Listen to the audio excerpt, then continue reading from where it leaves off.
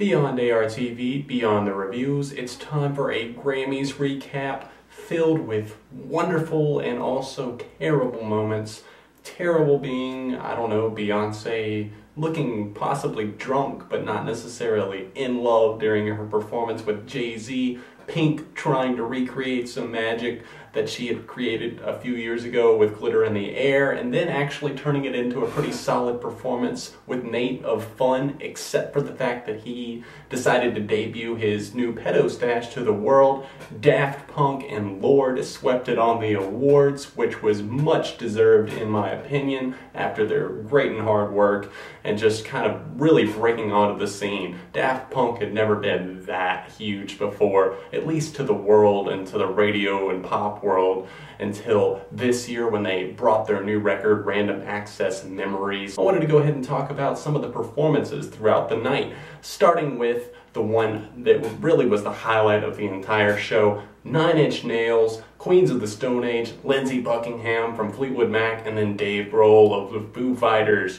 What an amazing and phenomenal thing to see on stage. Dave drumming, just everyone up there. They're all legendary. There were so many legends throughout the night on the Grammys, of course. Everyone from Paul McCartney to Guy and Thomas from Daft Punk to just modern legends like Lorde and Imagine Dragons. It was a little bit of everything, and it was so cool to see.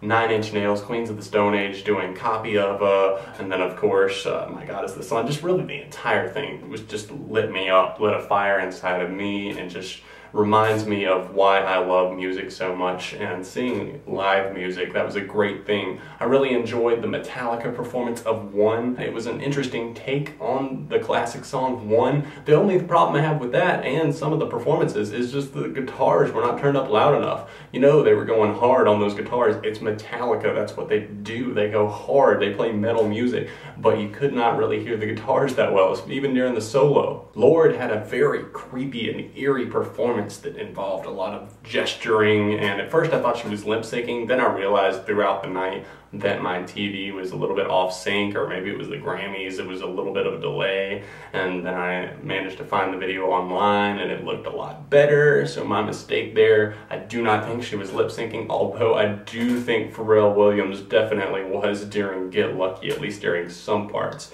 Can we also talk about Pharrell's hat? Okay, the man changed outfits like 4 times. No one could tell him he looked like fucking Smokey the Bear, like a park ranger or something, mixed with like, I don't know. I'm not exactly sure what he was trying to go for with that hat, but you can see here that it was not working. Katy Perry had a very dark and ghouly themed Dark Horse performance with Juicy J. I actually really enjoyed that one. Really liked that song, Dark Horse, and her recent album, Prism, was actually pretty solid in my opinion, coming from someone who is not a huge Katy Perry fan. It's a little bit hard to admit, but you know, if someone's making good music and doing good things, then I give kudos to them. Taylor Swift did a nice performance of All Too Well from her recent album, Red. I thought that was a really cool thing that she did not just choose one of the silly smash singles to play live like 22 or We Are Never Ever Getting Back Together. Piano driven, and then she really got into some headbanging there at some points of the song, and I was kind of like, she's wilding out a little bit too much, and then she kind of reeled it back into reality. I don't know, it was an interesting performance, but I think she's gotten a lot better as a performer throughout the year. I remember seeing her, I believe it was on the Grammys a few years ago, and everyone was talking about how crappy her performance was. And yeah, I can understand that. I mean, like, her voice did seem a little bit shaky, a little bit off-key, but I think that this year with All Too Well, she definitely silenced a lot of haters. And coming from someone who's a big Taylor Swift fan, I just thought that this was a really cool song to see her play live. Jay-Z won a Grammy along with Justin Timberlake for a Best Rap Collaboration on a song that he was barely on 50% of, even like he was half on there. I mean, if you count his in the background, I mean, maybe he was on like 70% of the song, but seriously, Justin Timberlake was pretty much that entire song. Neon Trees, the band, tweeted me, actually replied to one of my tweets during the Grammys. That was another thing, another highlight of the night, I guess you could say, in album review TV world at least. Alright, let's go through some of the winners. Record of the year, Get Lucky, Daft Punk featuring Pharrell Williams and Nile Rodgers. Album of the year, Daft Punk, Random Access Memories. Memories. Song of the Year goes to my girl Lorde with Royals. Best New Artist went to Macklemore and Ryan Lewis. Best Pop Duo / Group Performance went to Daft Punk with Get Lucky featuring Pharrell Williams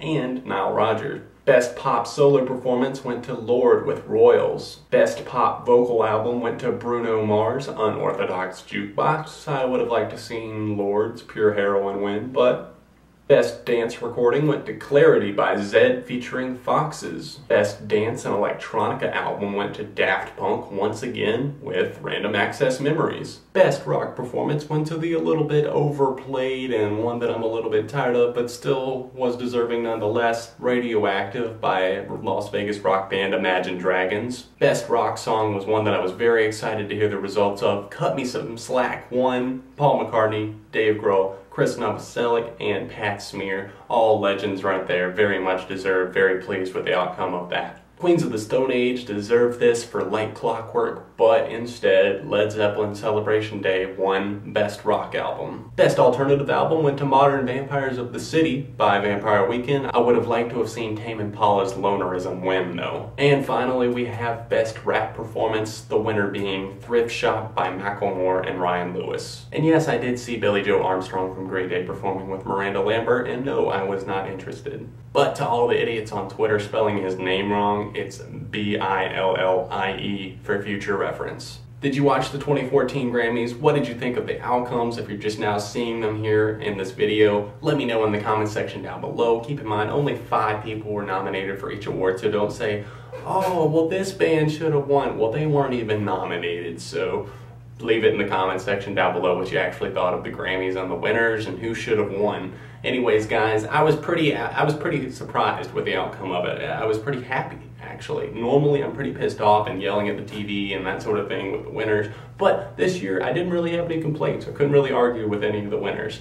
So, anyways, guys, thanks for hitting the like button on this video, subscribing to the channel, and I will see you very soon right here on Beyond ARTV, Beyond the Reviews.